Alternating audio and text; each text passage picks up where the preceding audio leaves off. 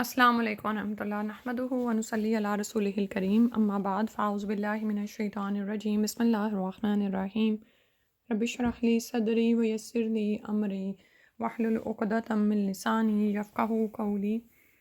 حصن المسلم کتاب ہم پڑھ رہے تھے اور اس میں ہم نے شروع کیے تھے صبح و شام کے اذکار، تو آج اسی کی جون سے تھوڑی اور دعائیں پڑھتے ہیں۔ اچھا، ہم نے لاسٹ ٹائم صبح کی دعا پڑھی تھی، اللہم بکا اصبحنا و بکا امسینا و بکا نحیا و بکا نموت و الیک النشور، اور اسی سے ملتی جلتی دعا تھوڑے سے الفاظ کی تبدیلی کے ساتھ شام کو پڑھی جاتی ہے۔ شام کے وقت یہ دعا پڑھے، اللہم بکا امسینا و بکا اصبحنا و بکا نحیا و بکا نموت و الیک المصیر۔ ترمذی کی حدیث ہے۔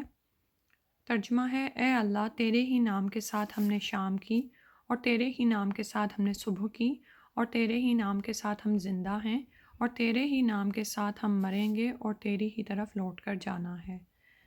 تو حصن المسلم کتاب یا صبح و شام کے اذکار کی کوئی بھی کتاب اگر آپ کے پاس ہو تو آپ دیکھیں گے کہ زیادہ تر ملتے جلتے ہی اذکار ہیں۔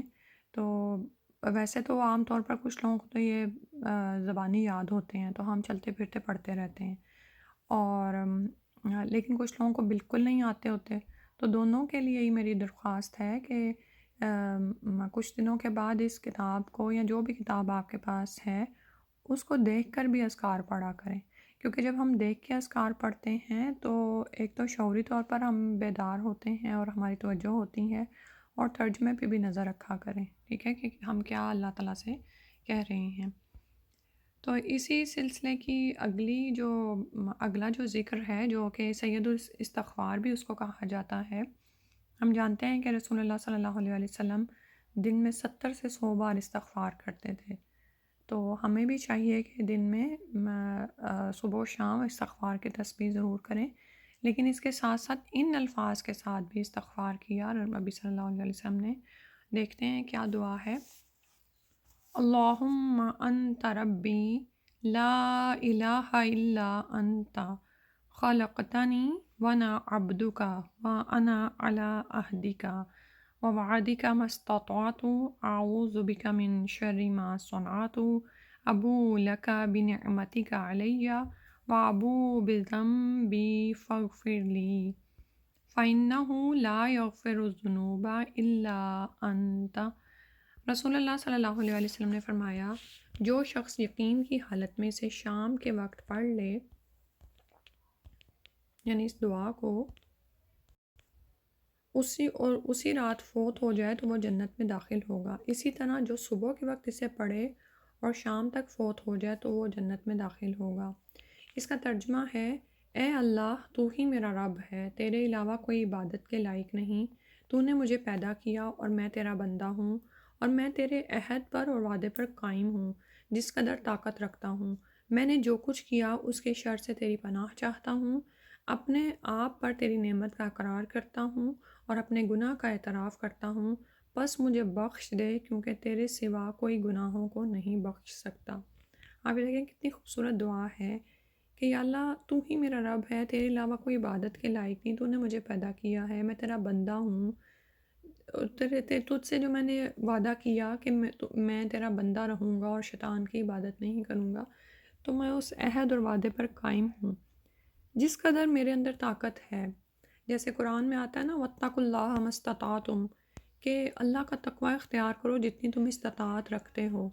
بعض اوقات یعنی اللہ تعالیٰ کی قدرت اور عظمت تو ایسی ہے کہ یعنی وہ تو بہت بڑے بادشاہ ہیں کہ اس کے حضور تو ہم کوئی چھوٹی سی بھی کمی کوتاہی کر دیں تو وہ بہت بڑی شمار ہوتی ہے، لیکن اتنا تقوی تو ہم اختیار ہی نہیں کر سکتے کہ ہم اللہ تعالیٰ سے ہر وقت ڈرتے رہیں۔ کتنی ہی دفعہ ہم غافل ہو جاتے ہیں، کتنی ہی دفعہ ہم سے کوئی نہ کوئی اس طرح کا چھوٹا گناہ یا لمحہ ہی سرزد ہو جاتا ہے، یا کتنی دفعہ ہم لغویات میں، فضولیات میں پڑ جاتے ہیں اور اپنے وقت کو، قیمتی وقت کو جو اللہ تعالیٰ نے ہمیں بطور امانت دی ہے اس کو ہم ضائع کر رہے ہوتے ہیں۔ تو اس دعا میں آپ یہ دیکھیں کہ آ رہا ہے کہ میں تیرے عہد اور وعدے پر قائم ہوں جس قدر طاقت رکھتا ہوں، ٹھیک ہے، تو جس قدر ہم سے ہو سکے ہم اللہ تعالیٰ کا تقوی اختیار کریں اور اپنی آخرت کی تیاری کریں۔ اور پھر کہا کہ میں نے جو کچھ کیا اس کے شر سے تیری پناہ چاہتا ہوں اور اپنے اوپر تیری نعمت کا اقرار کرتا ہوں، یعنی تو نے تو ہم پر نعمتیں کی ہوئی ہیں بے شمار اور ہم پھر بھی خطا کار ہیں، تو اپنے گناہ کا اعتراف کرتا ہوں، بس تو مجھے بخش دے کیونکہ تیرے سوا کوئی گناہوں کو نہیں بخش سکتا، ٹھیک ہے۔ اور یہ ہمارا ایمان ہونا چاہیے کہ اللہ کے سوا کوئی اور گناہوں کو نہیں بخش سکتا، کوئی پیر فقیر اس کا سہارا لے کر ہم اللہ کے ہاں بچ نہیں سکتے، کوئی خود ساختہ وظیفہ یا چلہ ہمیں اللہ سے بچا نہیں سکتا، ٹھیک ہے۔ تو جب ہم کوئی گناہ کر دیں کوئی، اور ہم تو ایسے ہیں کہ روزانہ ہی کچھ نہ کچھ ہم سے، یعنی کوئی نہ کوئی غلطی کوئی گناہ سرزد ہو جاتا ہے، تو ہم بار بار اللہ ہی کی طرف پلٹیں، اسی کے حضور حاضر ہوں، اس سے نہ بھاگیں، ٹھیک ہے، کیونکہ اللہ ہی گناہوں کو بخشنے والا ہے۔ پھر آگے فرمایا جو اگلی دعا ہے، اللہم انی اصبحت اشہدک و اشہد حملۃ عرشک و ملائکتک و جمیع خلقک انک انت اللہ لا الہ الا انت وحدک لا شریک لک و ان محمدا عبدک و رسولک۔ اور اس کے لیے آتا ہے ابو داود کی روایت ہے، جو شخص اسے صبح یا شام 4 مرتبہ پڑھے اللہ تعالیٰ اسے آگ سے آزاد کر دیتا ہے۔ اور اس کا ترجمہ کیا ہے وہ دیکھ لیتے ہیں۔ اے اللہ، میں نے اس حال میں صبح کی کہ میں تجھے گواہ بناتا ہوں اور تیرا عرش اٹھانے والوں کو، تیرے فرشتوں کو اور تیری تمام مخلوق کو گواہ بناتا ہوں کہ تو ہی اللہ ہے، تیرے علاوہ کوئی عبادت کے لائق نہیں، تو اکیلا ہے، تیرا کوئی شریک نہیں، اور بے شک محمد صلی اللہ علیہ وآلہ وسلم تیرے بندے اور رسول ہیں، ٹھیک ہے۔ تو اس کو صبح و شام آپ نے 4 دفعہ پڑھنا ہے، اور اس میں کیا آ رہا ہے کہ اللہ تعالیٰ اسے آگ سے دور کر دیتے ہیں، ٹھیک ہے، کیونکہ آپ اس میں دیکھیں آپ گواہی دے رہے ہیں نا اس حال میں صبح کی کہ تیرا عرش اٹھانے والے تیرے فرشتوں تیرے مخلوق کو گواہ بناتا ہوں، وحدانیت کی گواہی دی جا رہی ہے کہ تو ہی اللہ ہے، تیرے علاوہ کوئی عبادت کے لائق نہیں، تو اکیلا ہے، وحدہ لا شریک ہے، ٹھیک ہے، اور محمد صلی اللہ علیہ وسلم تیرے بندے اور رسول ہیں۔ اور چونکہ یہ دعا صبح کے لیے آ رہی ہے اللہم بکا اللہم انی اصبحت کے الفاظ کے ساتھ، تو شام کو پڑھیں گے تو اللہم انی امسیت کے ساتھ، ٹھیک ہے۔ اس کے بعد دعا ذکر نمبر 86 ہے، اور دعا یہ صبح کی دعاؤں میں جو ہے کہ جو شخص یہ دعا صبح کے وقت پڑھ لے تو اس نے اس دن کا شکر ادا کر دیا، اور شام کے وقت پڑھ لے تو اس نے رات کا شکر ادا کر دیا، ٹھیک ہے۔ آپ یہ دیکھیں کہ ہمارے اوپر بے شمار ایسی ایسی نعمتیں ہیں کہ ہم چاہیں بھی تو اس کا شکر نہیں ادا کر سکتے۔ اول تو بہت ساری نعمتوں کو تو ہم فور گرانٹیڈ لیتے ہیں، ان کا ہم شعور ہی نہیں کرتے۔ مثلاً ہم صبح اٹھے ہیں، ہم تندرست و توانا ہیں، ہمارا جسم ہمارا ساتھ دے رہا ہے، اور ہمارے گھر میں کھانے کو ہے، اور صحت ہے، امن ہے، عافیت ہے، پرسکون ہے ہم، تو ہم کبھی ایسا ہوا کہ ہم نے ان تمام چیزوں کا نعمتوں کا گن گن کر شکر ادا کیا ہو، ٹھیک ہے۔ اور لیکن اگر ہم کوئی دعا مانگ رہے ہیں اور کوئی نعمت ہمیں مل جائے تو اس کا پھر بھی چلو ہم شکر ادا کر دیتے ہیں کہ یہ ایک نعمت مل گئی، کوئی دعا ہم بڑے سالوں سے مانگ رہے تھے وہ پوری ہو گئی تو ہم اس کا شکر ادا کرتے ہیں، ٹھیک ہے۔ لیکن حق تو یہ ہے کہ حق ادا نہ ہوا، ٹھیک ہے۔ تو پھر یہ ایک دعا سکھائی گئی ہے کہ اگر صبح کے وقت پڑھ لے تو اس نے اس دن کا شکر ادا کر دیا، لیکن شعوری طور پر سمجھ کے پڑھی جائے۔ پڑھتے ہیں اللہم ما اصبح بی من نعمت او باحد من خلقک فمنک وحدک لا شریک لک فلک الحمد ولک الشکر۔ اس کا ترجمہ ہے، اے اللہ، مجھ پر یا تیری مخلوق میں سے کسی پر جس نعمت نے بھی صبح کی ہے وہ صرف تیری طرف سے ہے، تو اکیلا ہے، تیرا کوئی شریک نہیں، بس تیرے ہی لیے حمد اور تیرے ہی لیے شکر ہے، ٹھیک ہے۔ سبحان اللہ، کتنی خوبصورت بات ہے کہ وما بکم من جو آتا ہے نا قرآن میں آیت کا حصہ ہے کہ وما بکم من نعمت فمن اللہ، کہ جو کوئی بھی نعمت تم پر ہے وہ اللہ کی طرف سے ہے، اور ساتھ ساتھ یہ کہ خواہ مجھ پر کوئی نعمت ہے یا کسی مخلوق پر، جس پر بھی ہے وہ اللہ ہی کی طرف سے۔ اور آپ یہ دیکھیں کہ ہم صرف اپنے اوپر نعمتوں سے مستفید نہیں ہو رہے ہوتے، بلکہ ارد گرد اتنے سارے لوگوں کو اللہ تعالیٰ نے جو نعمتیں دی ہوئی ہیں اور جس طرح وہ ہمارے لیے کام کر رہے ہوتے ہیں، کچھ تو ہمیں کام کرتے ہوئے نظر آ جاتے ہیں نا، اور ان کا ہم تھینک یو کرتے رہتے ہیں، اور کچھ مخلوقات کو ہم وہی بات ہے کہ سمجھتے بھی نہیں ہیں کہ وہ کس طرح ہمارے لیے کام میں لگی ہوئی ہیں۔ آپ یہ دیکھیں کہ صبح جب ہوتی ہے تو صبح آپ کو کون جگا رہا ہوتا ہے؟ سورج نکل آتا ہے نا، تو کیسے روشن ہو جاتا ہے۔ اسی طرح اور بھی بے شمار نعمتیں ہیں، کس طرح سے زمین اپنے زراعت اگاتی ہے اور طرح طرح کے رزق ہمارے میز پر پہنچ جاتے ہیں۔ اسی طرح گوشت وغیرہ کھانے والے جانتے ہیں کہ کس طرح اللہ سبحانہ تعالیٰ نے یہ سارے جاندار پیدا کیے ہیں، اور پھر مختلف انسان جو ہماری خدمت میں لگے ہوئے ہوتے ہیں، ٹھیک ہے؟ تو یہ سب کیا ہے کہ وہ کیسے یہ سب کچھ کر رہے ہوتے ہیں؟ ان نعمتوں کی وجہ سے جو اللہ سبحانہ تعالیٰ نے ان کو دی ہوئی ہوتی ہیں، ٹھیک ہے؟ تو سب اصل شکر کس کا ہے پھر؟ اللہ سبحانہ تعالیٰ کا، ٹھیک ہے؟ تو اس کا یہ مطلب بھی نہیں ہے کہ اگر کوئی آپ کے لیے کوئی کام کرتا ہے تو آپ اس کو جزاک اللہ نہیں کریں، آپ اسے کہیں گے جزاک اللہ خیر، اور تھینک یو کی بجائے جزاک اللہ خیر اسی لیے کہا جاتا ہے کہ اللہ تمہیں بہترین جزا دے۔ دل میں یہ خیال ہونا چاہیے کہ اللہ ہی اس سے ہی کروانے والا ہے۔ اسی طرح اگر کوئی آپ کی تعریف کرتا ہے کہ مثلا آپ کے پاس کوئی بہت اچھی نعمت ہے اور کوئی آپ کی تعریف کر رہا ہے، تو بھئی اس کو کیا کہیں گے؟ تھینک یو نہیں کہیں گے، اس کو کہیں گے الحمدللہ۔ یہ اس بات کا شعوری احساس ہوگا کہ آپ یہ سمجھتے ہیں کہ جو نعمت آپ کے پاس ہے یا جو نعمت آپ کو اس وقت ملی ہے تو وہ اللہ ہی کی طرف سے ہے۔ آپ کا اس میں کوئی کمال نہیں کہ آپ دوسروں کو تھینک یو کہہ رہے ہیں، بلکہ اس وقت الحمدللہ کہیں گے کہ میرے رب کا شکر ہے کہ اس نے مجھے یہ عطا کی، ٹھیک ہے؟ تو پھر یہاں پر بھی وحدانیت کا یہ اقرار ہے کہ نعمتیں بھی ساری اللہ سبحانہ وتعالیٰ کی طرف سے ہیں، اور تو اکیلا ہے، تیرا کوئی شریک نہیں، تو وحدہ لا شریک ہے، ٹھیک ہے؟ اور یہ چیزیں جو ہے نا، یہ دعائیں ہم شعوری طور پہ پڑھیں نا، تو آپ یہ دیکھیں کہ وحدانیت انسان کے دل میں پکی ہوتی چلی جاتی ہے۔ یہ تو توحید کا اقرار ہے نا، جو جہنم سے بچانے والا ہے، یہ ہمارے اندر پختہ ہوتا چلا جاتا ہے اور اللہ سے تعلق گہرا ہوتا چلا جاتا ہے، ٹھیک ہے؟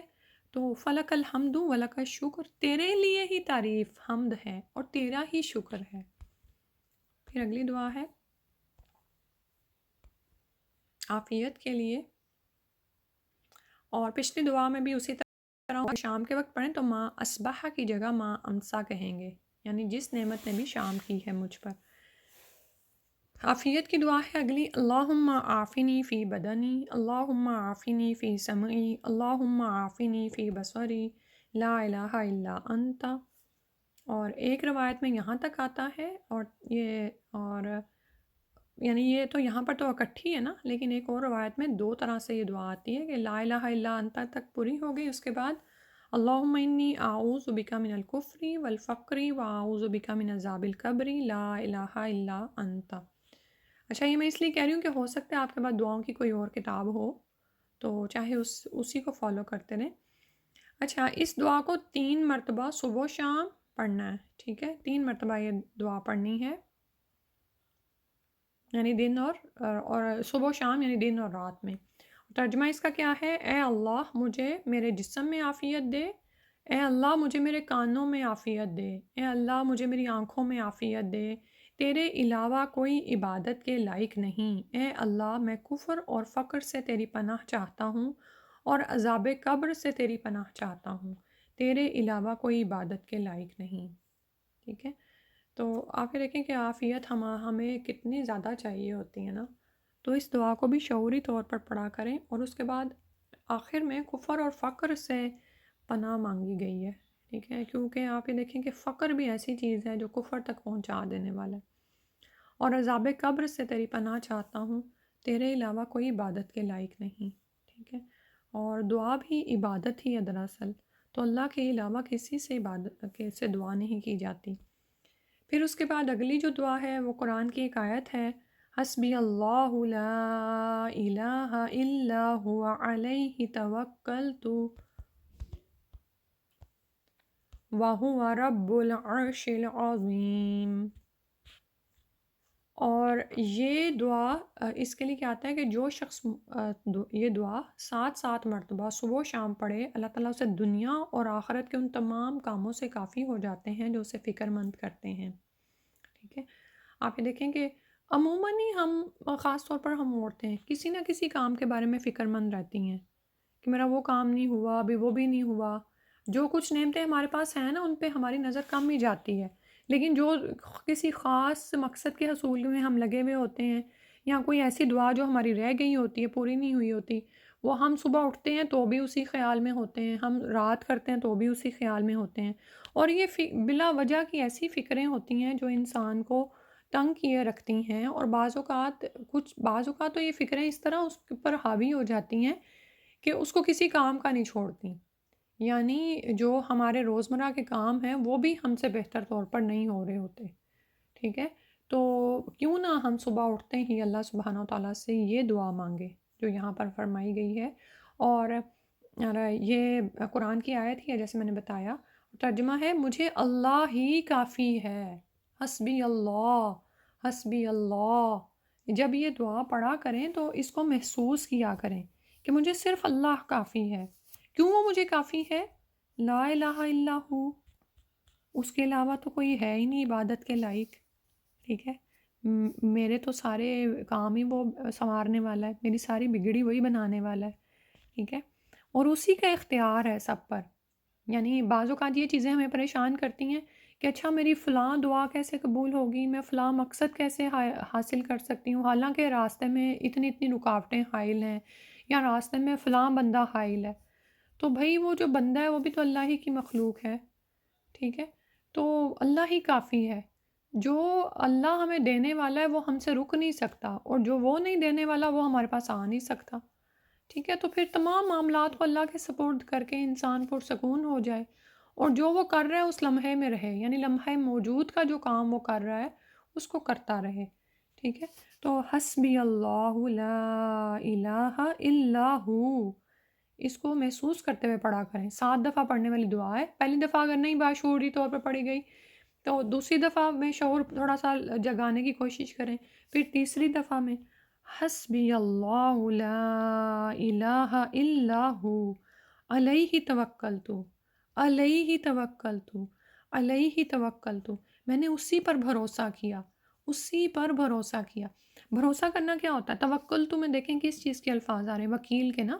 وکیل کون ہوتا ہے؟ جس کے ذمے آپ اپنا کوئی کام کر دیتے ہیں، مثلاً آپ کے پاس یا تو ٹائم نہیں ہے، یا آپ کو گورنمنٹ اجازت نہیں دیتی ہے، یا آپ ایک رول بنا ہوا ہے کہ وکیل کے ذریعے سے آپ کا کوئی مقدمہ لڑا جائے گا، تو اب آپ کسی مقدمے میں پھنس گئے ہیں، اب آپ کیا کرتے ہیں؟ کوئی وکیل ہائر کرتے ہیں، پھر آپ چیک کرتے ہیں کون سا وکیل میرا کام کر دے گا، کس کو میں اچھی ٹھیک فیس دے دوں تو میرا کام ہو جائے گا۔ اچھا، جب آپ یہ وکیل ہائر کر لیتے ہیں کسی کام کے لیے، تو اب آپ کیا کرتے ہیں؟ اب آپ بے فکر ہو جاتے ہیں نا۔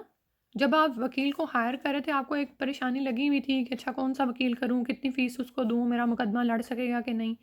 جب آپ نے وکیل کرا لیا اس کے بعد کیا ہوتا ہے؟ آپ اپنے روزمرہ کے کام کر رہے ہوتے ہیں، ٹھیک ہے؟ آپ کو چلو تھوڑا بہت خیال کبھی آتا ہے کہ اچھا میرے مقدمے کا کیا ہوگا، یا جب خاص طور پر جب پیشی ہوتی ہے تو اس دن انسان سوچتا ہے کہ آج کیا بنے گا، تو لیکن جب آپ اس کے حوالے کر دیتے ہیں تو آپ مطمئن ہو جاتے ہیں نا۔ یہ معاملہ یا اس سے بڑھ کر معاملہ تو ہمارا اپنے رب کے ساتھ ہونا چاہیے کہ اپنے رب کے حوالے اپنے معاملات سپرد کر کے ہم پرسکون ہو جائیں، ٹھیک ہے؟ جیسے رات کو بھی جو دعا پڑھی جاتی ہے نا، اللہم اسلمت نفسی الیک وفوضت امری الیک، کہ میں نے تو اپنا معاملہ اللہ کے سپورٹ کر دیا ہے، تو پھر اور اس دعا کے بعد کہا گیا ہے کہ انسان سو جائے، کوئی بات نہ کرے، یعنی یہ آخری کلام ہو، کوئی دعا بھی نہ پڑھے، کیونکہ آپ نے اتنی بڑی بات تو کہہ دی، تو اس پہ یقین بھی تو رکھیں کہ میں نے اپنا معاملہ اللہ کے سپورٹ کر دیا، میں نے اسی پر بھروسہ کیا ہے، میں نے اس کو وکیل بنا لی ہے، تو میں نے اس پر بھروسہ کر لیا، اور وہ عرش عظیم کا رب ہے، سبحان اللہ۔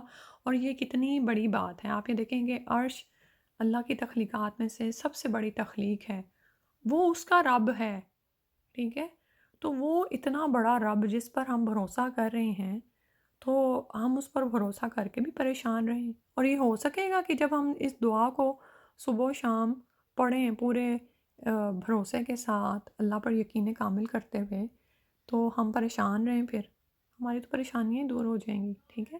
اور ہو سکتا ہے شروع میں یہ اس طرح دعا اثر نہ کرے، لیکن انشاءاللہ روزانہ جو ہے اس کو اسی طرح کریں تو انشاءاللہ اللہ سبحانہ و تعالیٰ ہمیں وہ توکل عطا کریں گے جو ہم سے مطلوب ہے انشاءاللہ، اور ہماری بھی زندگیاں پھر پرسکون ہو جائیں گی.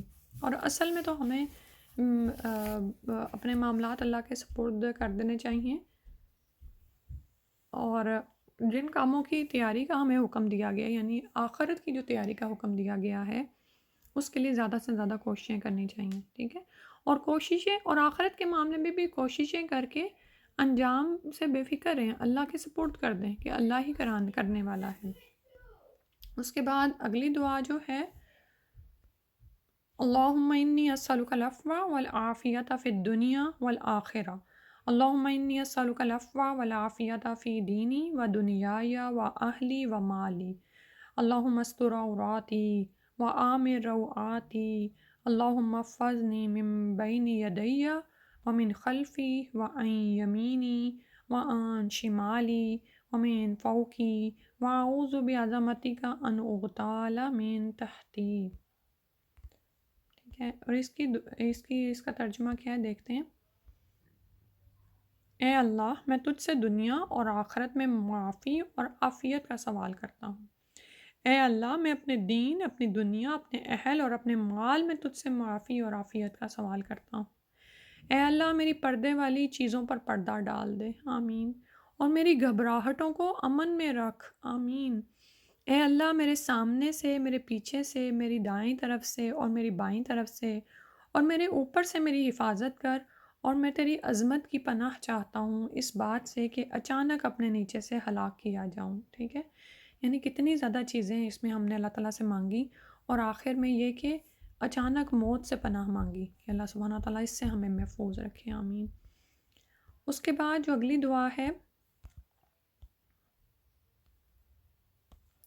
اللہم عالم الغیب والشہادت فاطر السماوات والارض رب کل شیء و ملیکہ اشہد ان لا الہ الا انت اعوذ بک من شر نفسی ومن شر الشیطان وشرکہ وان اقترف سوءا علی نفسی او اجرہ الی مسلم. اور اس کا ترجمہ ہے، اے اللہ، اے غیب اور حاضر کو جاننے والے، آسمانوں اور زمین کو پیدا کرنے والے، ہر چیز کے پروردگار اور مالک، میں گواہی دیتا ہوں کہ تیرے علاوہ کوئی عبادت کے لائق نہیں. میں تیری پناہ مانگتا ہوں اپنے نفس کے شر سے اور شیطان کے شر اور اس کے شرک سے، اور اس بات سے کہ میں اپنے نفس پر برائی کا ارتکاب کروں یا کسی مسلمان سے برائی کروں. ٹھیک ہے. تو اللہ کو پکارا جا رہا ہے، غیب اور حاضر کا جاننے والا وہی ہے، آسمان و زمین کو پیدا کرنے والا وہی ہے. ٹھیک ہے. تو اللہ تعالیٰ کو اس کی صفات، اس کے اسماء کے ساتھ پکارا جائے، اور ہر چیز کے پروردگار اور مالک، اور گواہی دی جا رہی کہ تیرے علاوہ کوئی عبادت کے لائق نہیں. اپنے نفس کے شر سے، شیطان کے شر اور اس کو شریک کرنے سے پناہ مانگی جا رہی ہے، اور پھر یہ کہ میں اپنے نفس پر برائی کا ارتکاب کروں یا کسی مسلمان سے برائی کروں. ٹھیک ہے. یعنی دن کے وقت انسان یہ دعا مانگ لے، اپنے نفس کو بھی بچا لے برائی سے، اور اس بات سے بھی بچ جائے کہ کوئی دوسرا اس پر یا وہ کسی دوسرے مسلمان سے برائی کرے. پھر اس کے بعد اگلی دعا ہے بہت ہی خوبصورت، کہ یہ دعا جو صبح و شام 3 مرتبہ پڑھے گا اسے کوئی چیز نقصان نہیں پہنچائے گی. آپ یہ دیکھیں کہ دنیا میں کتنی چیزیں ہیں جو ہمیں نقصان پہنچانے والی ہیں نا. جیسے پیچھے ہم نے صبح کے اذکار میں سورۃ الفلق پڑھی تھی نا، اس میں آپ یہ دیکھیں کہ قل اعوذ برب الفلق من شر ما خلق. اس میں ہم کیا کرتے ہیں کہ اللہ کی پناہ میں آتے ہیں ہر مخلوق کے شر سے. ہر مخلوق کے ساتھ شر لگا ہوا ہے نا. ٹھیک ہے. اور دنیا میں کتنی ہی آفتیں یا ایسی چیزیں ہیں جو آ سکتی ہیں. اپنے ارد گرد نظر دوڑائیں، آپ کو لوگ طرح طرح کی مصیبتوں بلاؤں میں نظر آئیں گے. ٹھیک ہے. تو یہ جو دعا ہے یہ کسی بھی قسم کے نقصان سے محفوظ رکھنے والی ہے. اس شعور کے ساتھ اس کو مانگا کریں. بسم اللہ الذی لا یضر مع اسمہ شیء فی الارض ولا فی السماء وہو السمیع العلیم. اللہ کے نام کے ساتھ، جس کے نام کے ساتھ زمین و آسمان میں کوئی چیز نقصان نہیں پہنچاتی اور وہی سننے والا جاننے والا ہے، ٹھیک ہے؟ یعنی وہ رب جس کے نام کے ساتھ کوئی چیز نقصان نہیں پہنچاتی، تو وہ سننے والا جاننے والا ہے، ہم اس سے مانگتے ہیں کہ وہ ہمیں ہر طرح کے نقصان سے محفوظ رکھے۔ اور زمین و آسمان سبھی اس کے اختیار میں ہیں، ساری مخلوقات اس کی ہی ہیں، ٹھیک ہے؟ تو کوئی شے اس کے حکم کے بغیر نقصان پہنچا نہیں سکتی، ٹھیک ہے؟ تو پھر اس کے نام کے ساتھ ہی انسان اپنے صبح کو شروع کرے۔ پھر اس کے بعد جو ایک اور آخری، میرا خیال ہے آج کی انشاءاللہ یہ آخری ہی دعا ہے، اور یہ دین پر اپنی رضا کا اظہار کرنے کی دعا ہے۔ جو شخص یہ دعا 3 مرتبہ صبح 3 مرتبہ شام پڑھے تو اللہ تعالیٰ پر حق ہو جاتا ہے کہ اسے راضی کرے، ٹھیک ہے؟ اور دعا ہے رضیت باللہ ربا وبالاسلام دینا وبمحمد نبیا، میں اللہ پر راضی ہوں، اس کے رب ہونے پر اور اسلام کے دین ہونے پر اور محمد صلی اللہ علیہ وسلم کے نبی ہونے پر، ٹھیک ہے؟ تو کیا ہم اللہ پر راضی ہیں کہ وہ ہمارا رب ہے؟ رب کون ہوتا ہے؟ خالق، مالک، مدبر، ٹھیک ہے؟ کہ وہ ہمارا پیدا کرنے والا ہے، وہ ہمارا مالک ہے، وہ ہماری تدبیر کرتا ہے۔ تو اس میں آپ دیکھیں ساری چیزیں آ جاتی ہیں کہ ہم اللہ پر راضی ہیں کہ ہم اس کی عبادت کرتے ہیں اور خوشی سے کرتے ہیں اور اس کے ساتھ کسی کو شریک نہیں کرتے، اور ہم اللہ پر راضی ہیں کہ وہ ہمارے لیے جو بھی تقدیر کے فیصلے کرتا ہے، کیونکہ وہی خالق، مالک، مدبر ہے، اور یہی دراصل تقدیر پر ہمارا ایمان ہے کہ وہ اچھی بری اللہ ہی کی طرف سے ہے۔ تو ہم اس پر ایمان لاتے ہیں، ہم راضی ہیں اللہ کے رب ہونے پر، کوئی ہمیں شکوہ نہیں، ٹھیک ہے؟ سبحان اللہ، کیسی خوبصورت دعا ہے نا۔ اور پھر ہم اسلام کے دین ہونے پر راضی ہیں کہ یہی بہترین، کامل، اکمل ترین دین ہے جو موجود ہے اس وقت قیامت تک کے لیے۔ تو یعنی یہ کہ ہم اس کے احکامات کو من تسلیم کرتے ہیں، ہم اس پر خوش ہیں اور ہم اپنی ممکن حد تک اس کے احکامات پر عمل کرنے کی کوشش کرتے ہیں۔ وما توفیقی الا باللہ۔ اور پھر بمحمد نبیہ، ہم محمد صلی اللہ علیہ وسلم کے نبی ہونے پر راضی ہیں، ہم جانتے ہیں کہ وہ اللہ کے پیغمبر ہیں، فرستادہ ہیں، وہی الہی کو ہم تک لانے والے ہیں، اور جس طرح انہوں نے کر کے دکھایا ہم اس کو کر کے خوش ہوتے ہیں۔ دین پر ہم اسی طرح عمل کرنے کی کوشش کریں جیسے نبی صلی اللہ علیہ وسلم نے کر کے دکھایا، کیونکہ محمد صلی اللہ علیہ وسلم کے نبی ہونے پر راضی ہونے کا کیا مطلب ہے کہ ہم سنت کے پیروکار ہیں، ہم مانتے ہیں نبی صلی اللہ علیہ وسلم کو، اور جیسے انہوں نے دین پر عمل کر کے دکھایا ہم کوشش کرتے ہیں کہ ہم بھی اسی طرح عمل کریں، ٹھیک ہے؟ تو پھر کسی بھی بدعت کی یا دین میں نیا طریقہ نکالنے کی کہاں پہ کوئی گنجائش رہ جاتی ہے؟ نہیں نا۔ اگر کوئی نکالتا ہے تو اس کا تو یہ مطلب ہے کہ وہ اس دعا پہ عمل نہیں کر رہا نا، وہ محمد صلی اللہ علیہ وسلم کے نبی ہونے پر راضی نہیں ہے، یا یہ کہ وہ اسلام کے دین ہونے پر راضی نہیں ہے کہ دین میں اپنی مرضی سے کوئی چیزیں نکال رہا ہے، ٹھیک ہے؟ تو آپ یہ دیکھیں کہ اگر ایک مومن شعوری طور پر کوئی دعا بھی مانگتا ہے نا، تو وہ بھی عبادت کیوں بن جاتی ہے؟ کیونکہ وہ اس میں ساری توحید کا اور اس کا اقرار کر رہا ہوتا ہے، ٹھیک ہے؟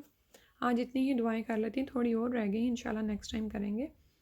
سبحانک اللہم و بحمدک اشہد ان لا الہ الا انت استغفرک و اتوب الیک۔ السلام علیکم ورحمۃ اللہ۔